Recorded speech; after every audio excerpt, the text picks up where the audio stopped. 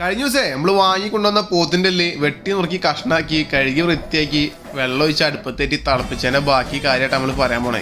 വെള്ളം ഒഴിച്ച് തിളപ്പിച്ച ശേഷം ഈ ഒരു കണ്ടീഷനിലാണ് സാധനം ഉണ്ടാവുക.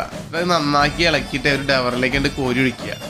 അതിനുശേഷേ ബാക്കി വന്ന എല്ലും കാര്യങ്ങളൊക്കെ ഈ ഒരു കോലത്തിലുണ്ടാവും കണ്ട. അതിനുശേഷം കുറച്ച് മജ്ജി ഉണ്ടാവും. അതിനോട് വേറെ കുറച്ച് പരിപാടി ഉണ്ട് കേട്ടാ.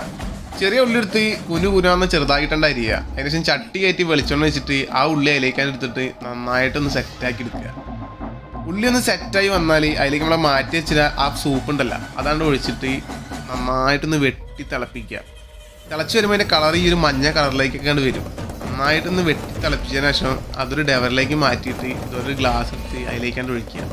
ഭക്ഷണത്തിന് മുന്നേ നൈസായിട്ട് ഇതുപോലെ 2 ഗ്ലാസ് ആണ്ട് കയറ്റുക. അതിനുശേഷം ഓവർ എരിവും പുളിയൊന്നും ഇല്ലാത്ത എന്തെങ്കിലുമൊക്കെ കഴിച്ചിട്ട് നന്നായിട്ട് നയിപ്പുള്ള എന്തെങ്കിലും പണിക്കാണ്ട് പോയാണ്ടല്ലോ സംഭവം സെറ്റാ. അപ്പോൾ ശരി, എന്നാൽ അടുത്ത വീട്ടാണോ. ബൈ.